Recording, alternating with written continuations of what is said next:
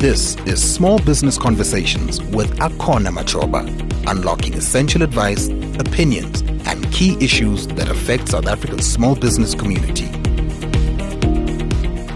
Welcome to the latest edition of the Small Business Conversations podcast, Moneyweb's weekly SME show highlighting critical issues affecting South Africa's small business environment.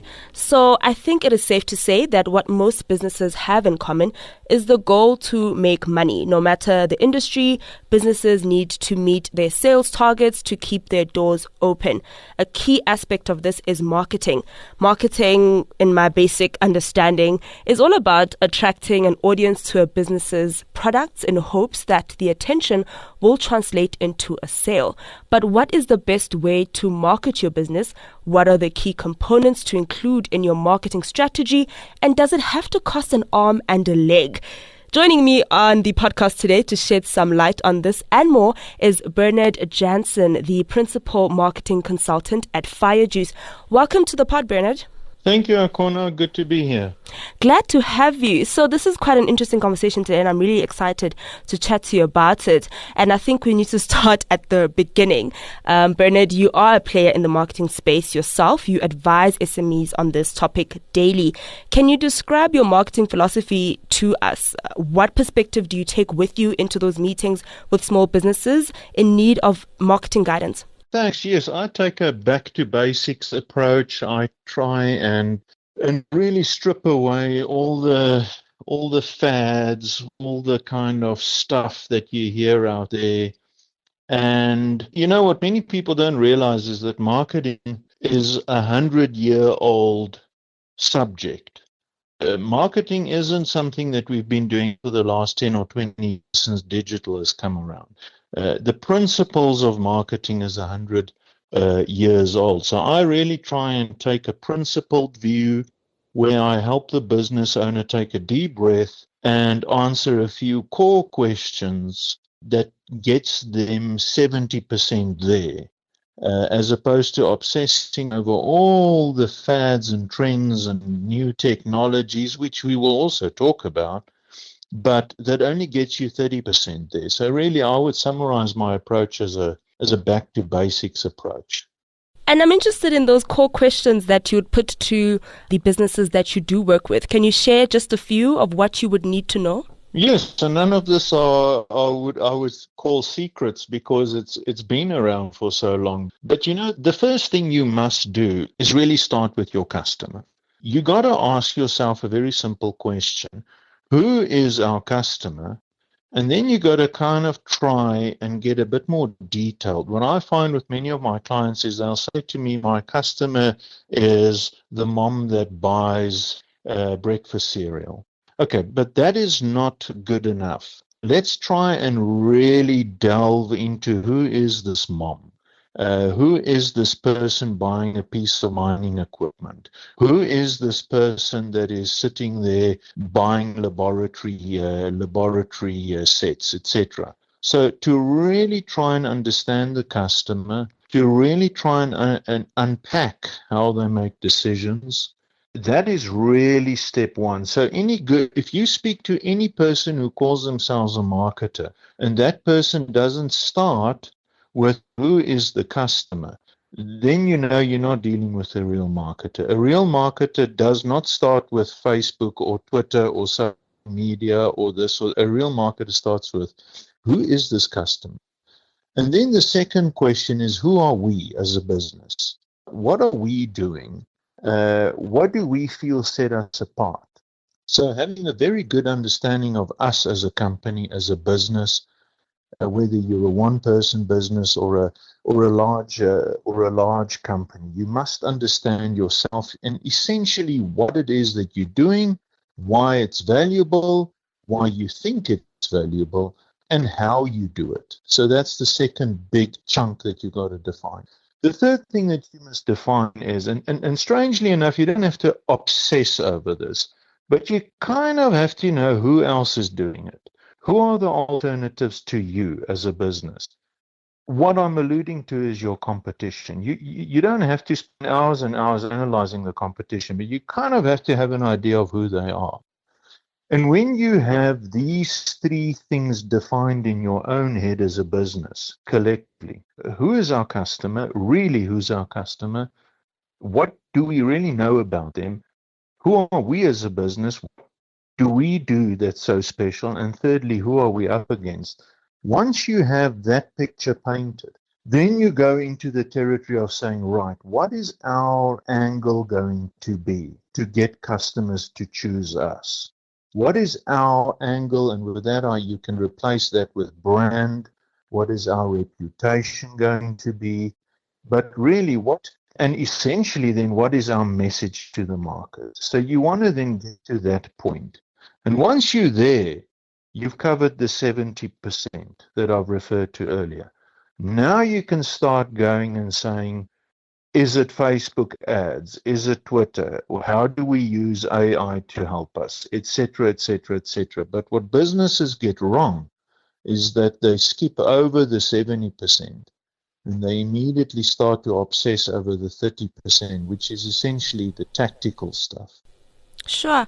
And I want to stay on that thread over there and speak to how then businesses would translate these answers that they've gotten through this critical question answering process to create an effective marketing strategy that is going to serve their business and result in attention turning into sales. You mentioned Facebook, you mentioned AI. How does that all work together? Firstly, you got to do the groundwork, which is what I've just discussed. You got to spend a bit of time answering these big three chunks of things, and then getting to this message that you want to get across. Then you got to say to yourself, right, knowing what we know now about our customer, about our competition, about who we are as a business, what we can and can't do, how do we most effectively get the message across? And there my recommendation to a business is that you choose three big strategic drivers. You decide, right, we're going to get our message across using social media, which is a common strategic initiative. Social media is often a very powerful initiative. A second initiative could be something like search. So how do we become more relevant when somebody punches our type of service into a search engine like Google? That's another initiative. And then you pick a third initiative. So I would suggest, or I do suggest to businesses that they kind of focus on three big initiatives. PR and media or publicity would be another. And then what you do is you try and break these initiatives down into very clear actions that somebody in your business, somebody as a third party that you co-opt, then help you to execute. So if you say it's social media, then you go, right, what are we going to do on social media? Or how do we take our message and package it for social media? How do we make sure, to your point, that we actually gain awareness? Which means we can't just rely on an organic post. We need to actually sometimes boost what we say. We need to get a bit more creative in what we say so that we actually get engagement. And so you break the thing down essentially into an action plan. You then execute day by day, week by week. And because you're a small business, what you must do is treat all of this as one huge experiment and regularly review. Are we still happy with our messaging?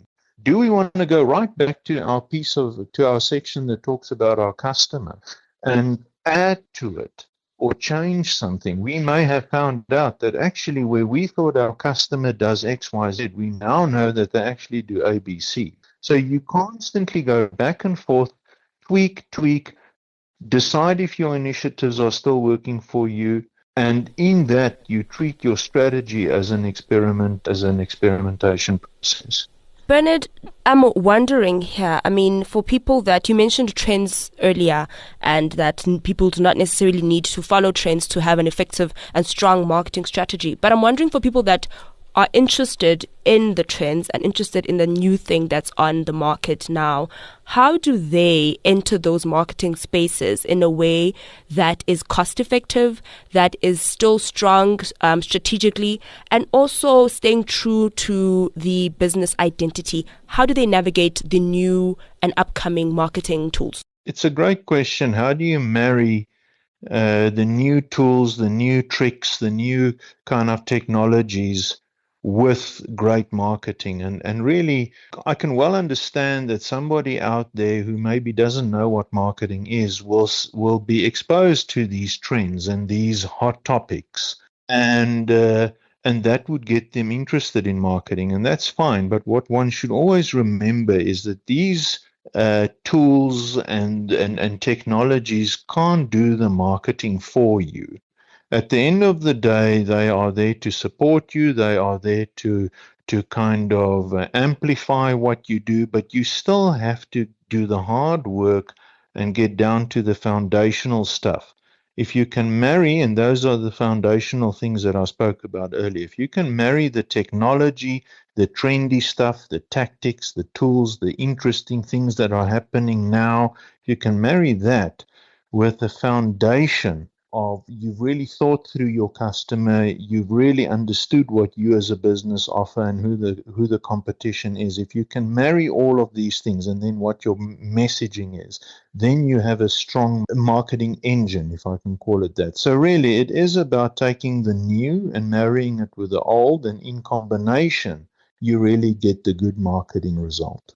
So if I'm listening to what you're saying and if I'm understanding it correctly, then these tools like AI, search engine optimization, that's a big buzzword right now, SEO for marketers, don't really work if you don't have a core and you don't have a foundation that guides you. That's exactly it. In fact, what often happens is business owners get caught up by the trendy stuff. And the trendy stuff is an easy sell for many out there. I don't want to label all agencies under one banner, but it's very easy for an agency to now go and sell you an AI solution. Why? Because the world is talking about AI, and you as a business is now interested in it. But these tools, they will take up time and money and not work if you haven't done the basics. So really it is about taking everything into consideration. You want to have, I'm thinking of a vehicle, a car. You need to have the nice paintwork. You need to have the design, the lovely leather seats. That's all important, and that's the stuff that the public sees. But if you don't have an engine, and if you don't have a strong bodywork and good tires, then this thing isn't going to drive. So you really need the pretty stuff, the interesting stuff in combination with the foundational stuff, and that then drives your marketing forward. Bernard, I think another thing that people would be interested in, I mean, there are some people that have already been probably roped into the tools and the fancy things and the trends and the bells and whistles. How do they know that this strategy is working? How do they know that it is useful? Because we can say that there are some businesses that do benefit from your AIs and your SEO strategies, but how do I know as a small business that is running in whatever industry that is trying to churn sales that the strategy that I have been sold or I have developed is working? How do I know that my marketing strategy is turning into sales? What do I look out for? Well, what you need to do so I gave you the first half of the marketing plan, and we got all the way to, company, competitor, and customer, and then we got to a brand message. But what you then do is you draw a line in the sand and you say, right, before I start doing marketing now, before I choose, now that I've done the foundational stuff, before I now choose all the interesting tools and tactics, or if you've already chosen them, what you must do now is establish some business objectives. What is it that success looks like? So many businesses haven't framed that for themselves. They do marketing, and they complain that they don't see sales, which is really a discussion all on its own. Marketing is there to raise interest. Marketing is there to get people to inquire about what you do. If you run a physical shop, marketing is there to get people feet through the door. Marketing is not the one that delivers the actual sale. That is a separate process that you can call sales. And I might be a little bit extreme here. But really, what you should do is have some very clear business objectives. What do I want marketing to achieve for me? How do I want my marketing to perform? And when I use the word marketing here, I very much refer to marketing communications. What we should also know is that marketing communications should be supported by your actual product and whether it delivers, and it should be supported by your pricing and whether the pricing supports what you want to do. And most often, being the cheapest is the wrong decision. You need to rather see if you can go more expensive, because that allows you to deliver a good product or a service to the market. And then, are you available? Can people find you? But to really answer you there, at the end of the day, you need to have some objectives written down. If you go into a marketing campaign without clarity around how success in your view looks like, it may not be how you see success in a month's time. You may tweak these objectives, but you must put it down for yourself so that you can say, I feel we're winning, or no, we're not. And just lastly, to close off our conversation, I'm interested in the big question here. Does marketing have to cost money? So much money. Does it have to be so expensive? I mean, I'm based in Johannesburg, and if you're just on any highway, you'll see huge billboards, lights, and just attracting you to these things, and you must think, geez, that must cost a lot of money. Does it have to cost a lot? And how much do I know, okay, this is excessive for me to spend from my overall budget? How do we work out those numbers? What's the correct ratio? So 2 answers here. The smaller you are as a business, the more personal and direct you must be in your marketing outreach. So if you're a person starting now, you want to pick up the phone and you want to speak to your brother, your sister, your uncle, your auntie. You want to speak to your friends. You want to speak to the friends of your friends. That's how marketing, that initial word of mouth, that initial direct outreach costs you nothing, but it is by far the most effective marketing that you can do as a very small business. In your community, your suburb WhatsApp group. This is free, and it is highly effective. As you grow as a business, you unfortunately have to start spending a bit of money to achieve the same kind of reach and the same kind of conversations. And so there you need to start saying to yourself, what is my marketing budget? And a good thumbsuck number is to say, well, 10% of sales is a good number to spend on marketing. If you want to ramp up growth and you want to grow faster, you may want to say, you know what, my budget is to do 100,000 Rand in sales. Instead of just spending 10,000 Rand, which is 10% on marketing, I'm going to spend 20, 25, 30,000 on marketing. So your marketing spend is a lever that also kind of impacts the growth potential, at least, of your business. But 10% is a good benchmark to say, are we at least spending 10% of our projected sales on marketing every month? Well, there you have it. Bernard Jansen of FireJuice just giving us a lesson there, schooling us actually on how to market your small business effectively and to get the results that you need. Thank you so much for your time, Bernard. It's a pleasure. Thank you for having me. If you enjoyed this podcast, please like and follow Small Business Conversations, and don't forget to share our episodes. If you want to contribute to this conversation, you can tweet me at machoba_a, or you can email us at smepodcast@moneyweb.co.za to share your thoughts and suggestions for future conversations. Until next time and another conversation, goodbye. You've been listening to Small Business Conversations with Akona Machoba. To listen to more Moneyweb podcasts, go to moneyweb.co.za, the Moneyweb app, or your favorite podcast platforms. Moneyweb, your trusted source for business and investment insights.